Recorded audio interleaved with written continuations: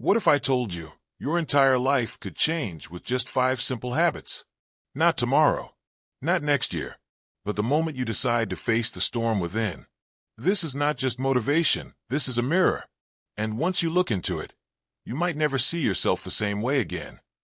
The room was dark. Only the faint hum of the refrigerator echoed in the silence. The air was still, thick with the smell of burnt coffee and cold sweat. He sat alone, staring at the ceiling. His hands trembled.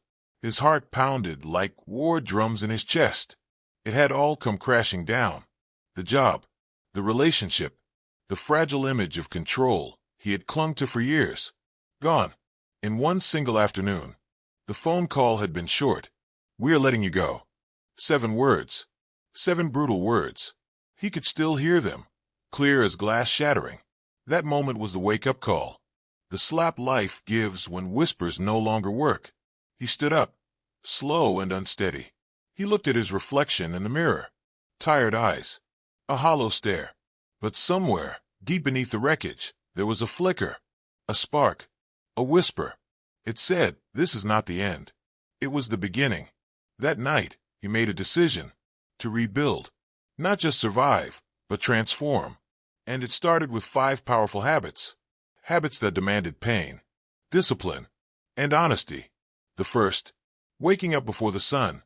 Every morning at 5 a.m. Not for emails, not for social media, but for silence, for breathing, for facing himself before the world could speak. The cold floor beneath his feet became sacred. The stillness became strength. The second, daily reflection. He wrote, not pretty words, raw ones, angry ones, words soaked in regret, fear, and hope. He stared at the truth on the page and did not flinch, because clarity demands courage. The third habit, saying no to distractions, to people who drained him, to the version of himself that made excuses. He felt the sting of guilt, the loneliness of boundaries, but the peace that followed was worth it. The fourth, moving his body, every single day, no matter the weather, no matter the mood, pain in his lungs, fire in his legs, and yet, for the first time, he felt alive, because pain reminds you that you are not done yet. And the fifth, learning something new, every day one thing, a quote, a strategy, a story of someone who refused to give up. He fed his mind like it was starving, because it was. Days became weeks. Weeks became months. He changed, slowly, violently, beautifully. And then came the moment, the knock on the door, the letter on the table, the voice on the other end of the line. His body froze. His breath caught. His past had found him again. But he was not the same man. Not anymore. He opened the door and stared directly into the face of everything he once feared. What he saw next was not a monster, not a nightmare, not the ghost of his failures. What he saw was a mirror, a reflection of the man he used to be. Broken, afraid, trapped inside his own excuses. And suddenly, he felt no fear. He felt power, not the kind that shouts, the kind that stands still, grounded, rooted, because the 5 habits had carved him from stone. He had become something else, not perfect, but unshakable. He picked up the letter with steady hands. It was from the company that had let him go, the same company that once called him a liability. Now they needed him. They were offering a new position, more money, more control, more prestige, but less soul. He read the words, then folded the paper slowly. He felt nothing, not anger, not pride, just clarity, because the habits had taught him something deeper. That real success is not what they offer you. It is what you refuse to trade your peace for. He placed the letter down and walked outside. The sky was burning with the first light of morning. He felt the cold bite of the wind against his skin. It reminded him that he was alive. He closed his eyes, breathed in the chill, breathed out the past. Habit number 1, wake up before the world begins. It had gifted him mornings like this, mornings where the silence was not empty, but full of choice, full of power, full of life. And as he began to walk, the memory of the mirror returned. How many people were still stuck on the other side of it, still waiting for a sign, still sleeping through the warning bells, still praying for change, but fearing the cost? He had been one of them. He knew that agony. He knew that hunger, the hunger to feel purpose, to feel movement, to feel something other than numbness. The habits were not magic. They were brutal, lonely, unforgiving, but they were also sacred, because they stripped away the lies, the noise, the masks, and what was left, finally, was truth. Truth about who he was, who he could be, who he refused to be again.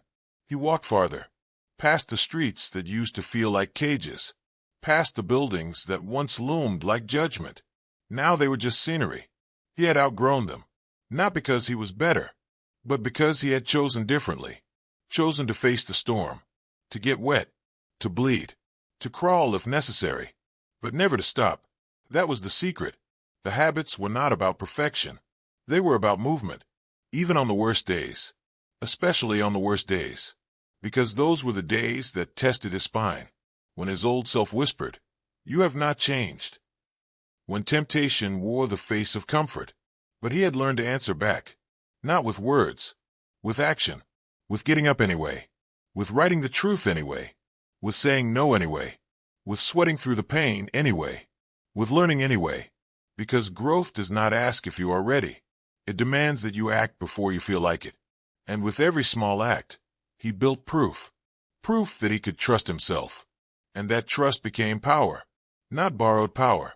Not handed down power. Self-made power. He remembered a night, 3 months earlier. Rain hammered his windows like fists. He had been tempted to stay in bed, to skip the workout, to silence the alarm, to let the old self win just once. But he had not.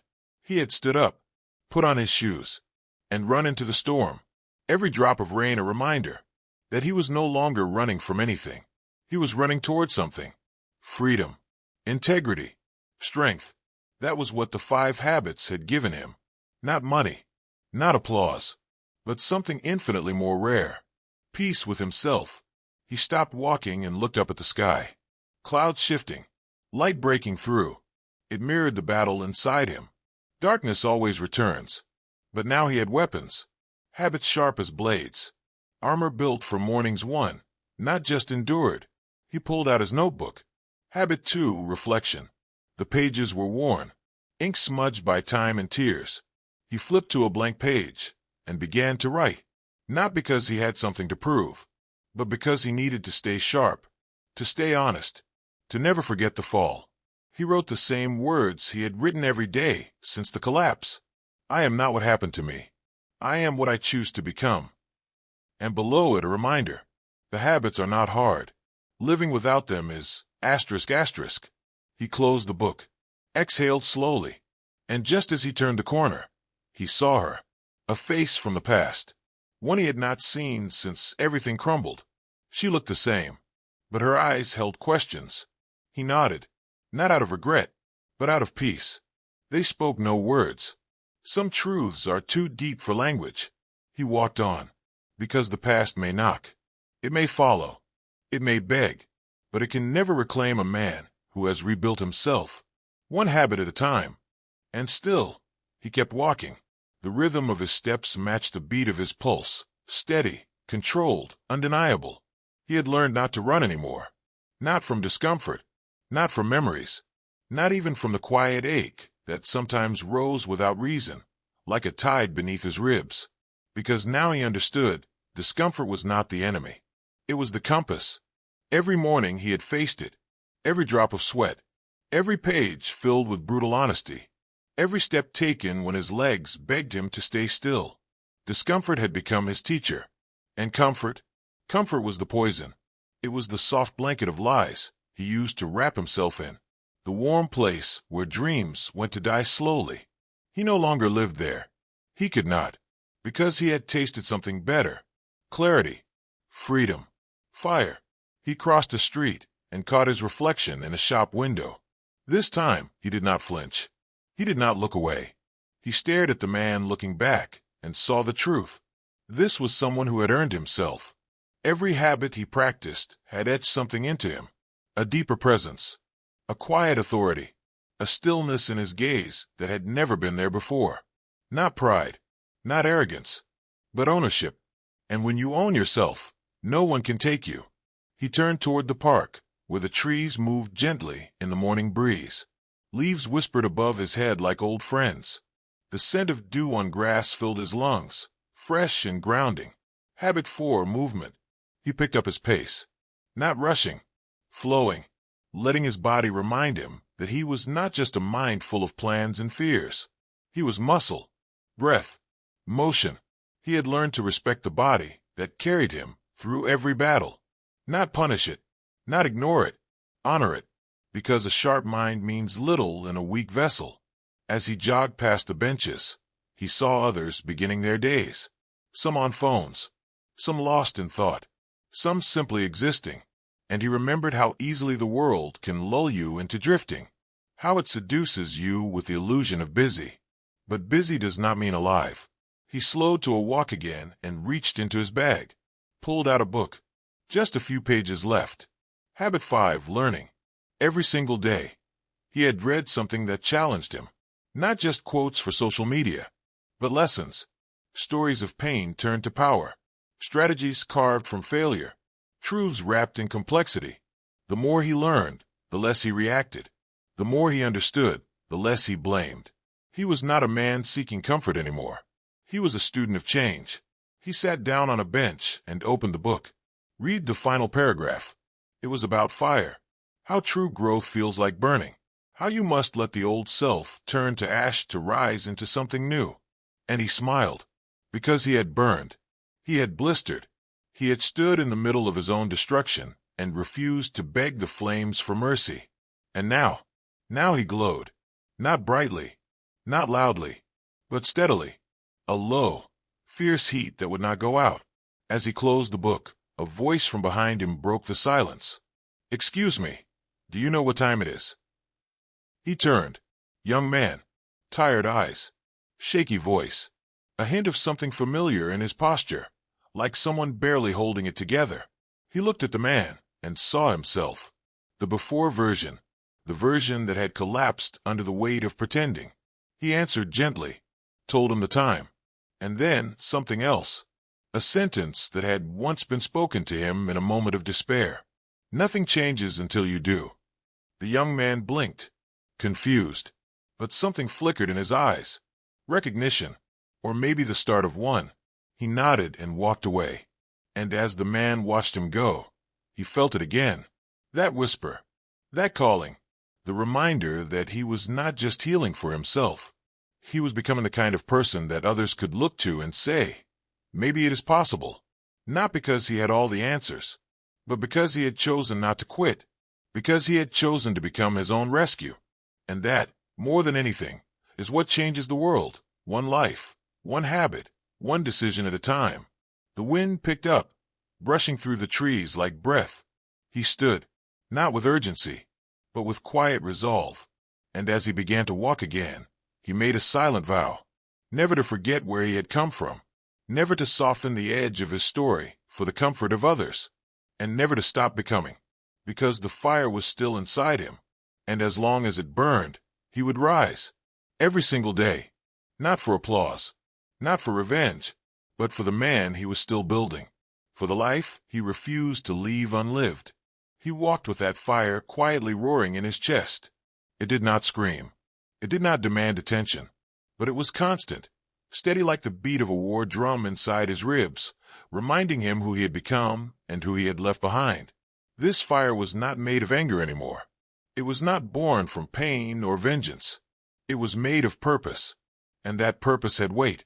It grounded him in every step, in the way he held his shoulders, in the way he looked people in the eye now, not to intimidate, but to connect, because he had nothing to hide anymore. He no longer wore masks.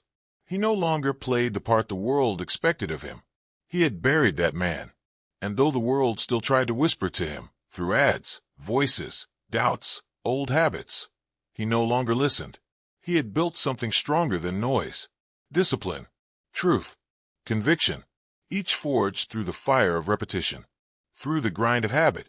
Not one miracle, not one grand moment, but hundreds of small choices made when no one was watching. That was what had changed him. That was what had saved him. He passed a group of people laughing at a cafe. They looked carefree, sipping coffee under morning sunlight. He smiled, not because he envied them, but because he no longer needed to be them. He had spent too many years chasing other people's lives, trying to fit into frames that were never made for him. Now he was building his own, one brick at a time. The path he walked was quieter than most, sometimes lonelier, but it was real, and nothing mattered more to him than that. Real effort, real progress, real living. He reached a small hill at the edge of the park. From the top, he could see the city stretching wide and endless before him. All its moving parts, its noise, its chaos, its beauty. It used to overwhelm him. He used to feel like a speck inside it, small, unnoticed, replaceable. But now he saw it differently. The city was not a threat. It was an opportunity, 1,000 open doors. And he had the keys to walk through any of them, because the habits had not only changed how he moved, they had changed how he saw. Every struggle now looked like a challenge, not a curse. Every failure looked like a teacher, not a sentence. Every day looked like a gift, not a burden. He sat on a bench at the top of the hill and pulled out his notebook again. He flipped to a clean page. And this time, he did not write pain. He wrote vision. He wrote about what he was building now. The projects. The new relationships grounded in truth, not image. The quiet goals that lit up his spine every morning. He wrote about the man he was still becoming. Not a finished product. Not a statue carved and done, but a living work in progress. He was building a legacy. Not the kind with statues or headlines, but the kind that lives in others. In how he showed up, in the energy he carried into a room, in the way he listened, in the way he kept promises. To others, to himself, because that was the real test. Not just being great once, but choosing greatness again and again when no one is clapping, when no one is posting about it, when no one even notices. He wrote slowly, each word like a thread pulling him closer to something larger. He was not chasing dreams anymore. He was living in alignment. Every habit, every decision, stitched together to form a life with depth, a life that felt honest, clean, sharp. He knew now that most people never fall because of one big mistake. They fall slowly. One skipped habit, one silenced truth, one compromise at a time, until they wake up a stranger in their own skin. He had been there, but he had clawed his way back. And now, he would never let go of the structure that saved him, the fire of discipline, the medicine of movement, the honesty of reflection, the power of learning, the sacred silence of rising early.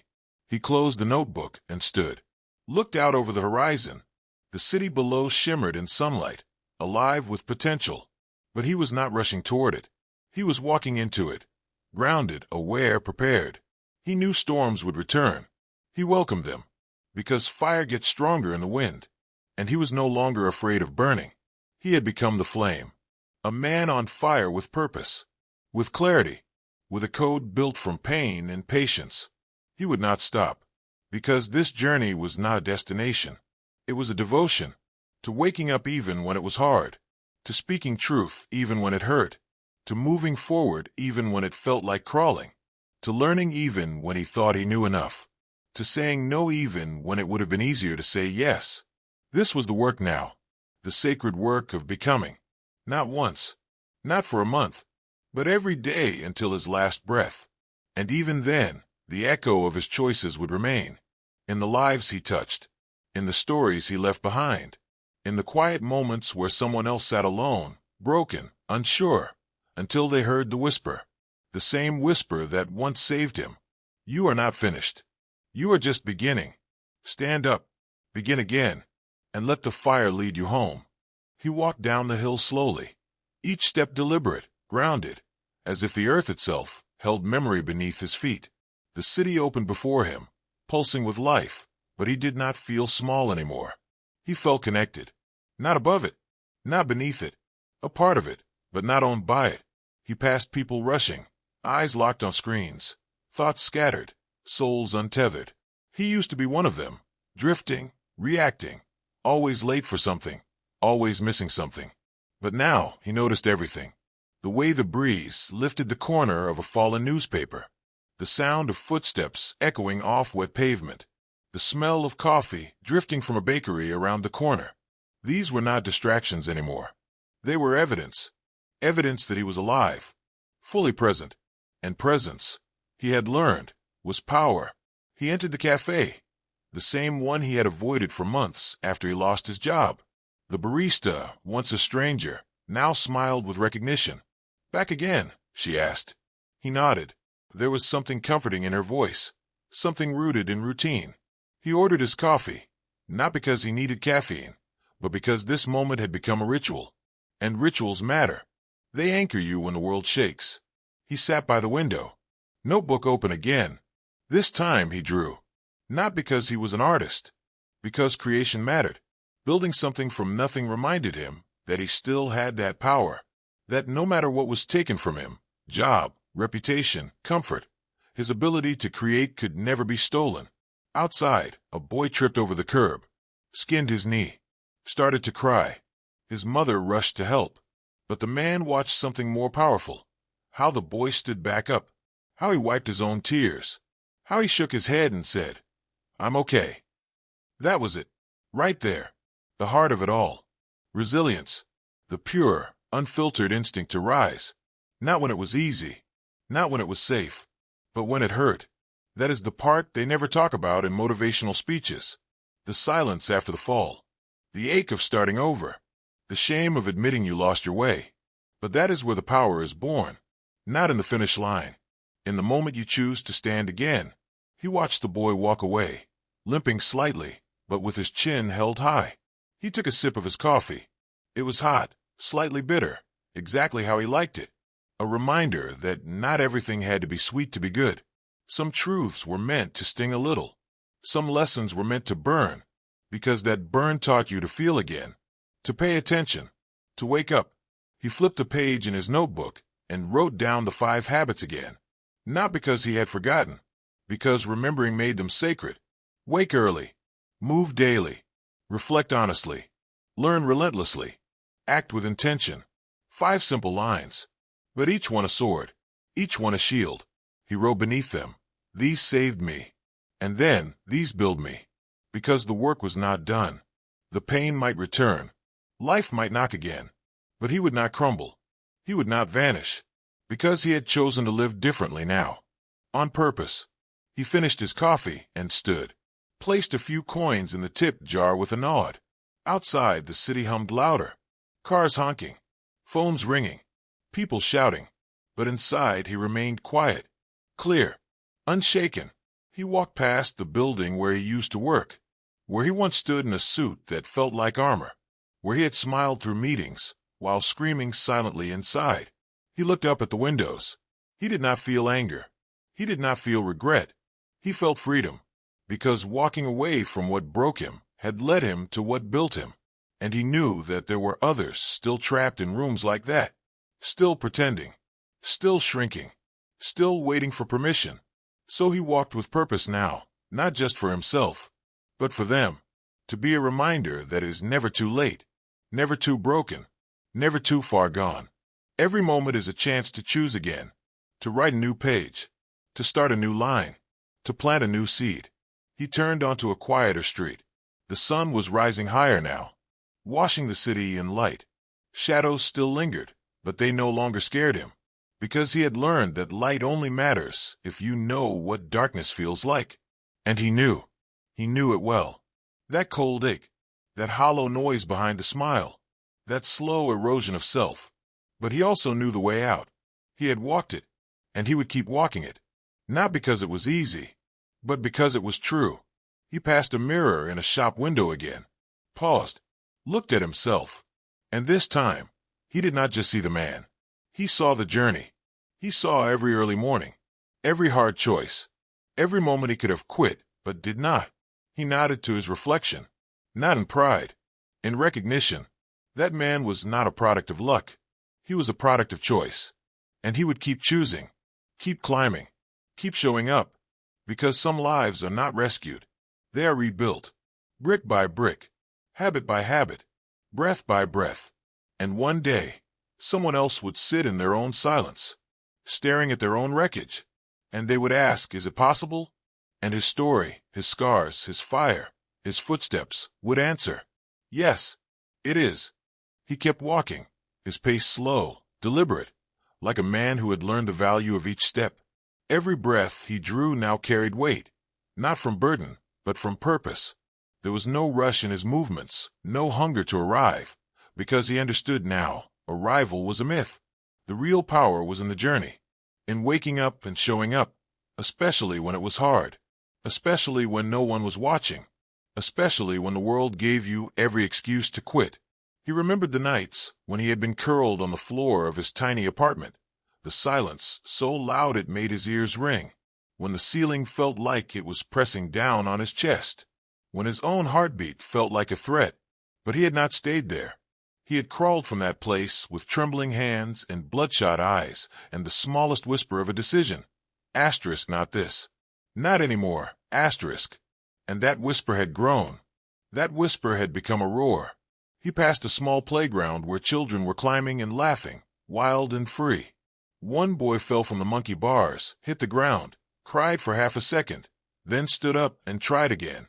No hesitation, no shame, no story about failure, just instinct. Try again.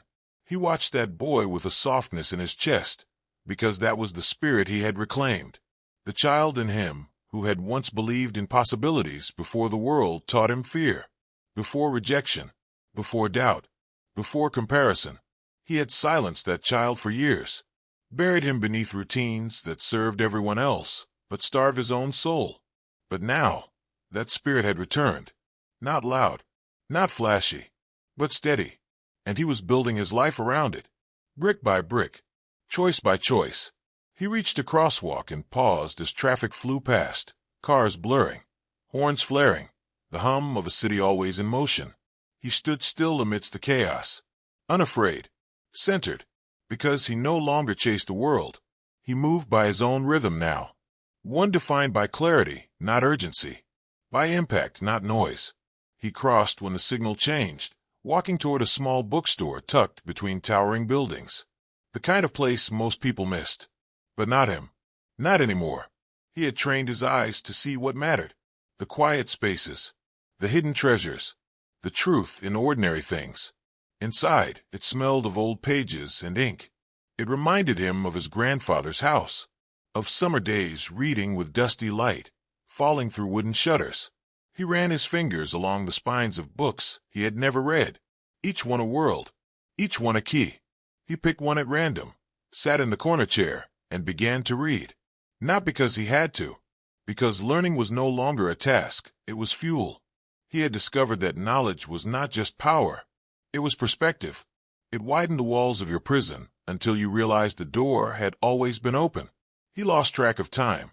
Pages turned, people came and went, and he kept reading, noticing patterns, finding echoes of himself in characters, in sentences, in metaphors so sharp they felt like truths, pulled from his own bones.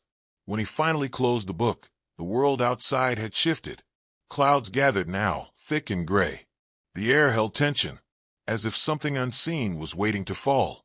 He stepped back into the street and welcomed it. The first raindrop touched his skin like a warning. Then another. Then the sky opened. Rain poured down with a fury that made people scatter, duck into shops, cover their heads. But he stayed. Let it soak him. Face lifted, arms loose. Because this storm did not scare him. He had lived through worse. He had become a man who ran toward the rain, not away from it.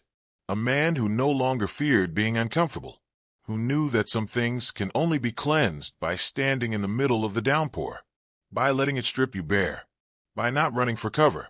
He walked slowly, the rain sliding over his face, dripping from his eyelashes. The streets glistened, reflecting city lights like wet glass. His clothes clung to him, but he did not feel cold. He felt alive, the kind of alive you only feel when you stop hiding, when you stop apologizing for your scars, when you stop shrinking yourself to fit into places you have outgrown. He reached his apartment and stood for a moment at the door, dripping, heart steady. He looked at the handle. Remembered the first time he opened it, broken, numb, thinking the space would be just a place to survive.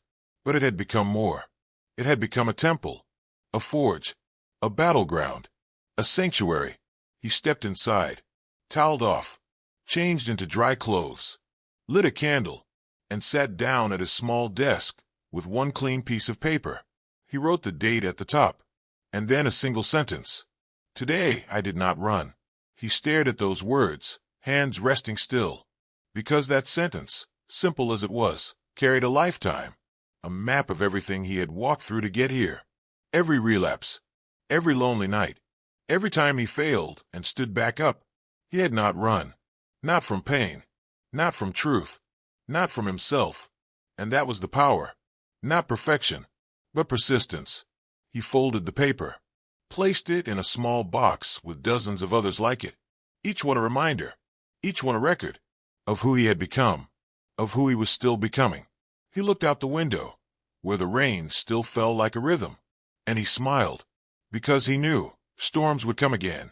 Life would test him again, but he would be ready, because this time he would not wait for rescue.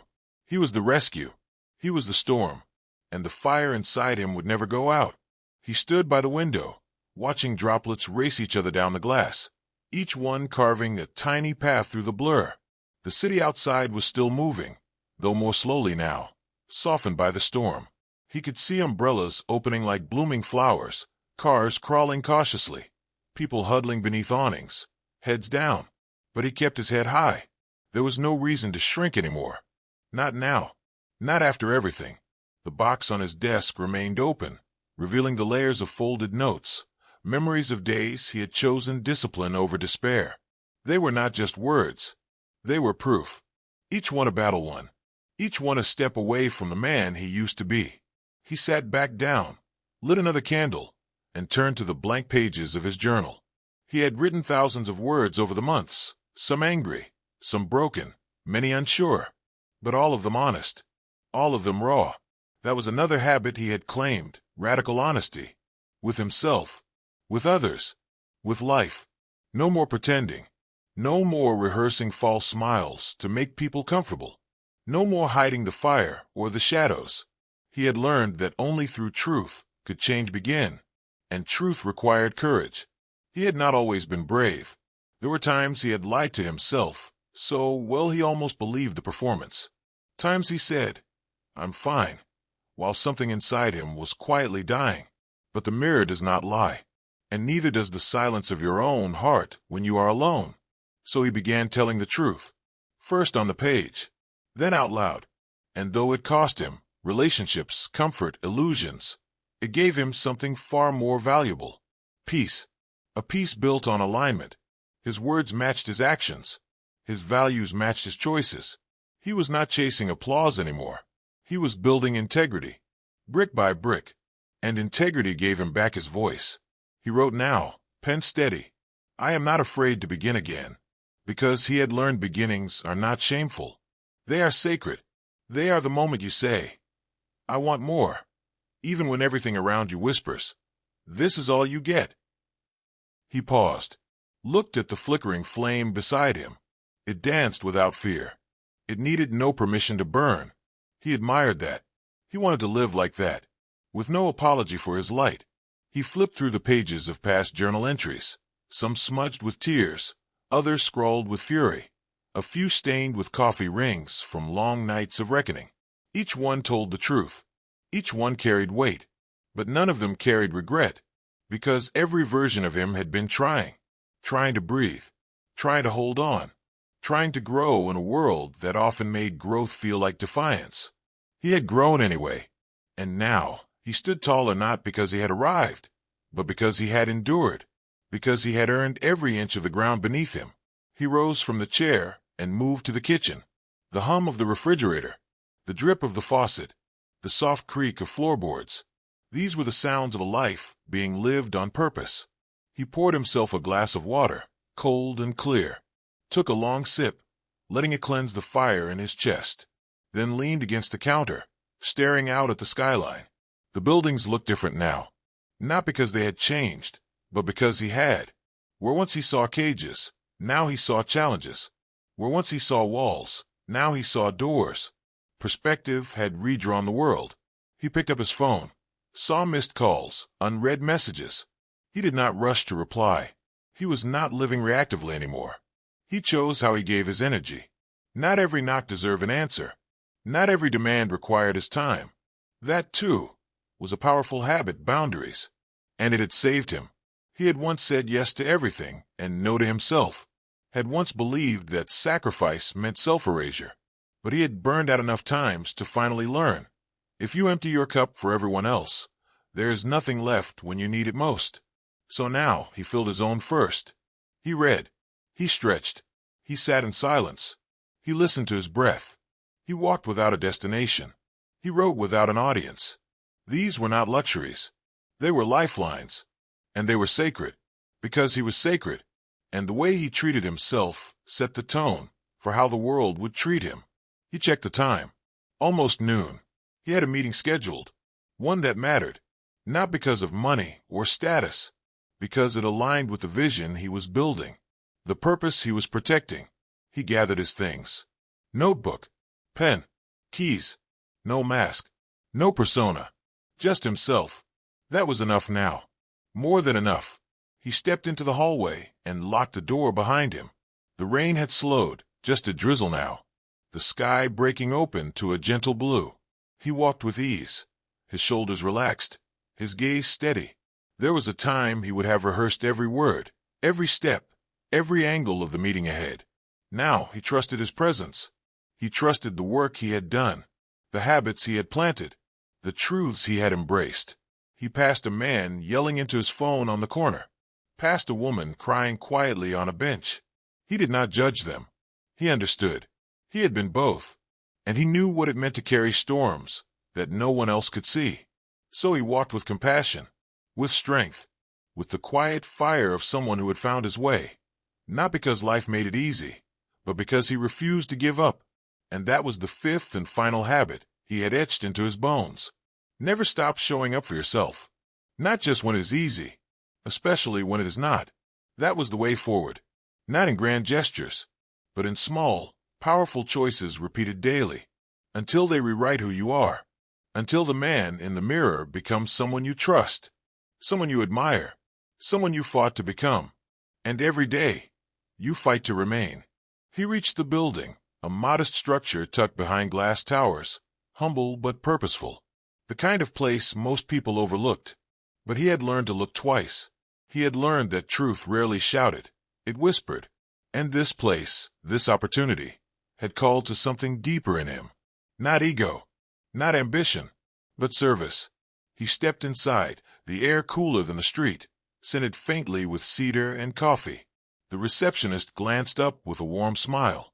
He nodded back, not rushing, not fidgeting, just present, grounded, because he had nothing to prove, only something to offer. The waiting room was quiet. A few chairs, a soft hum of a ceiling fan, a plant by the window, its leaves reaching toward the sunlight. He sat down, notebook on his lap, fingers tracing the cover. His mind was clear, not empty, but uncluttered. He no longer carried conversations in his head that had not happened. He no longer played defense in advance. He trusted that his preparation would meet the moment, and if it did not, he would still be whole. That was another lesson etched into him. Detachment from outcome. He wanted success, yes, but not at the price of his peace, not at the price of his authenticity. He had walked away from things before that looked perfect on the outside, but poisoned him within. Jobs, friendships, even dreams that were no longer aligned with who he was becoming, because he had learned to choose alignment over appearance. And that was not weakness. That was mastery. The door opened. A voice called his name. He stood, spine tall, gaze steady, and walked into the room where his future waited. It was a small office, intimate, sunlight pouring in through half-open blinds, dust dancing in golden beams. 2 chairs, a table, a glass of water already poured. He sat. The other man smiled, greeted him, leaned forward with interest. There was no script now. Just conversation. Just connection.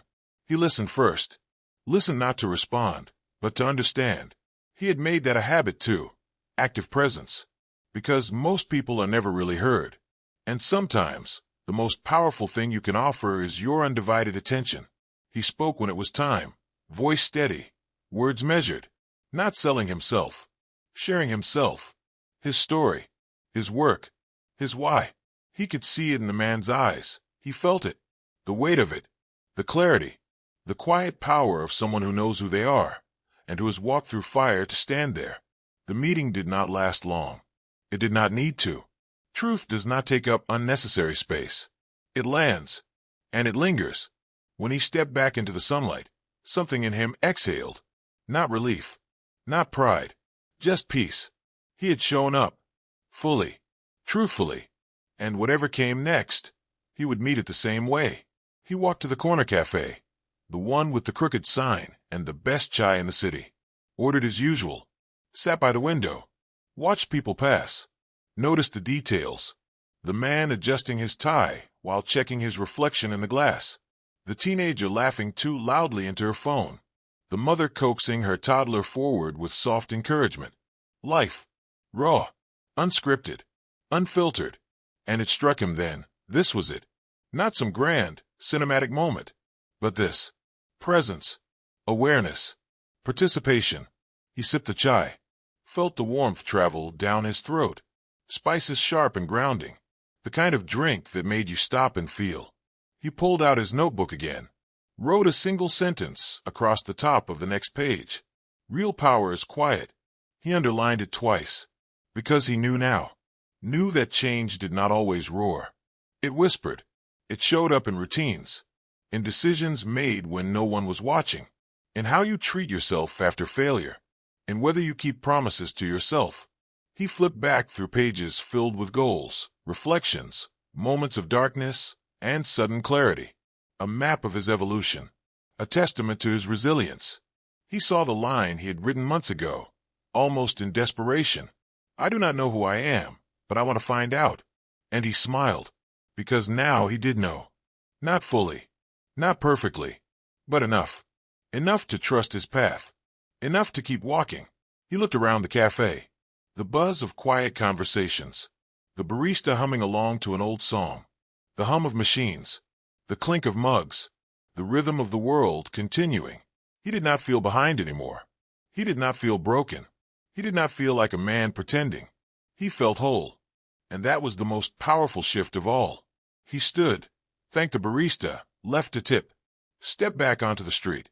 The city had changed. Not in form, but in feeling. Because he had changed. And when you change from within, the world reflects it back. He walked past a mirror-like window and caught his reflection. Stopped. Looked. He did not see a man trying to become someone. He saw a man who already was. A man shaped by 5 powerful habits. Ownership, discipline, truth, boundaries, and persistence. And it showed in the way he carried himself, in the way he moved, in the way he met the day. The wind picked up, brushing through his hair, cool and clean. The storm was gone. But something remained. Clarity, conviction, a kind of quiet fire that nothing could put out. And as he turned the corner, walking into whatever came next, he did not fear what was ahead, because he knew he would meet it with everything he had become, and more. He paused beneath a streetlight, its glow soft against the coming dusk.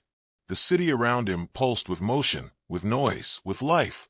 And yet, inside him, stillness. Not emptiness. Presence. The kind you earn. The kind that comes only after you have walked through storms and chosen not to run. He looked up at the sky. The clouds had cleared. The first stars blinked through the fading blue. Distant. Constant. Unmoved by the chaos below. He breathed in deeply. Not just air, but everything. The moment. The memory, the magnitude of his journey. 5 habits, 5 anchors, 5 quiet revolutions, each one small, each one hard, each one life-altering. And now, he carried them not as burdens, but as blessings, not as armor, but as wings. Because in the end, change is not a destination. It is a decision, made again and again. One choice, one breath, one habit at a time. He smiled. Not for anyone else, but for himself. He knew who he was. He knew where he was going. And no matter how long the road, no matter how dark the night, he would keep walking, because the power was never out there. It had always been within, waiting, ready, unstoppable. And now, so was he.